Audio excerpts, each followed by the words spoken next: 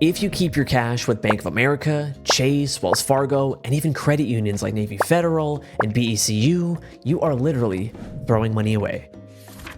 Let me pick that up and then we'll explain. In this video, you'll learn about a better place to keep your short-term cash, a high-yield savings account. We'll learn what they are, why you should have one, how to choose one, and my favorite part, step-by-step tutorial. Spoiler alert, it involves the easiest passive income you will ever make, and maybe a few top-tier memes. You son of a bitch, I'm in! One of the best things about high-yield savings accounts is they're simple to explain. They're just savings accounts. You deposit or transfer money into them, and it sits there until you need it. Two main differences between them though. Number one, a high yield savings will pay you a higher interest rate compared to a traditional savings account. Number two, many of them are online banks, meaning they're not gonna show up on MapQuest. And if you're too young to understand that reference, it's what we millennials and boomers used to use before Google Maps. Well, you're terrifically old. Anyway, super easy to understand, right? Now here's an example to prove to you why you need one. Let's say you have $10,000 in a Chase savings account. We can see on their website that they pay an interest rate of 0.01%. Hold on, why do banks pay interest? It's supposed to be one incentive for keeping your money with them, and here's why it's a bad one. After 1 year, they're only gonna pay you $1. You can't even buy anything at the dollar store with that. Thanks, inflation. You would have earned $460 if you kept that in the high yield savings that I use. This is the true power of these accounts. Another reason why you need one is because it's pure passive income. Every month, interest gets deposited straight into your account, and you do absolutely nothing. It's more work to like, subscribe, and comment below.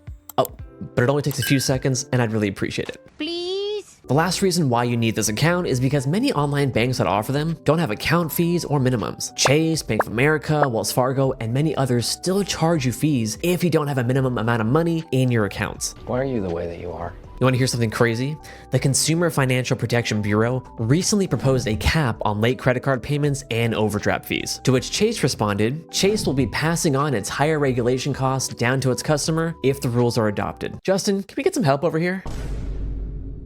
None of us should be paying bullshit fees. All right, I'm sold. How do I choose one, and what should I look out for? Most importantly, we want our cash to be safe, so choose a bank that has FDIC insurance or a credit union that's covered by the NCUA. Second, and like I mentioned earlier, many high-yield accounts are offered by online banks. So for some reason, you need a bank that has physical locations, your options are limited and not so great. For example, US Bank pays 4.25% APY. That's over 400 times more than the banks we previously mentioned. But if we zoom in a little bit, with an account balance of at least $25,000. I only have like $3.50, so it's hard. Super hard. Another common requirement is direct deposit, meaning for you to earn the most amount of interest, you have to have direct deposit set up through your employer, which isn't a big deal, and I'll explain why in a bit. One aspect of online banks I don't hear people talking about is how cash deposits work. For most of the online banks I've used, there's almost always a fee for this. For example, Wealthfront charges up to $5.95 per cash deposit. And it's not really them charging for it, it's the retailers that are charging us. It's only because of this that I still have an account with one of the large banks. In the extremely rare case I need to deposit cash,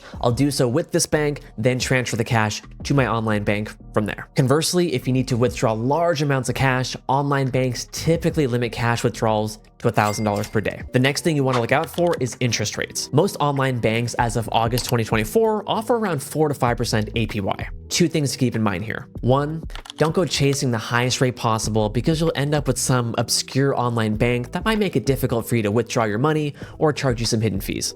It's not worth it. As long as you're earning at least 4% APY, you're good. Unless you have lots of cash, I'm talking like 6 figures. If that's you, stick around and I'll point you to another video where I'll show you step by step how to do that. The last thing I recommend is an online bank that has more than just the high yield savings. One of the most common mistakes I see when coaching people is their finances are so damn complicated. 2 checking accounts, 2 savings accounts, another one for a high yield savings, a third one for investments.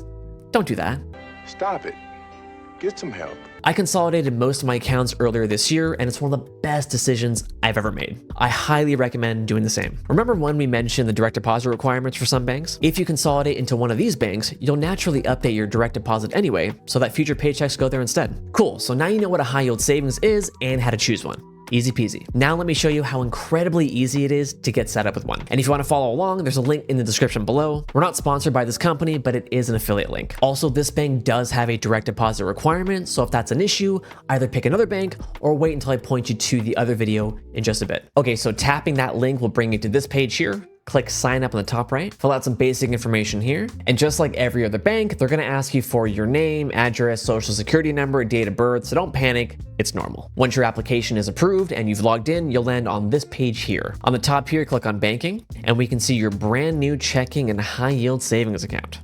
Fancy. And because this is a checking account, they will mail you a cool white debit card. Besides that, it's pretty straightforward from here. You can make transfers, you can use Zelle, you can check out your transaction history below. And if you want to find your routing and account numbers, you can click on either your checking and savings, and it'll be on the top right here. Now, probably the most important thing is heading over to transfer money, and then manage connected accounts. Here's where you can connect your previous bank account and make transfers. They are using Plaid here, which is nice, but besides that, come down here to add a new account and you can search for your bank account. And they support Chase, BCU, Wells Fargo, you name it. Now, most importantly, we can see all of the interest payments I've earned over the last few years. And again, we're earning this 100% passively. We're not doing a single thing to earn this besides keeping our cash in this account. Now, again, with this service, you do have to have direct deposit set up to earn the max amount of interest. But like I said, I'll point you to another video where you can bypass this. Now, here's where this service really shines though. If we head over to invest, we can see I have multiple investment accounts that I transferred from companies like Fidelity, Vanguard, and Robinhood. This company also currently pays cash bonuses for transferring certain investments over. So be sure to take advantage of that, but most importantly,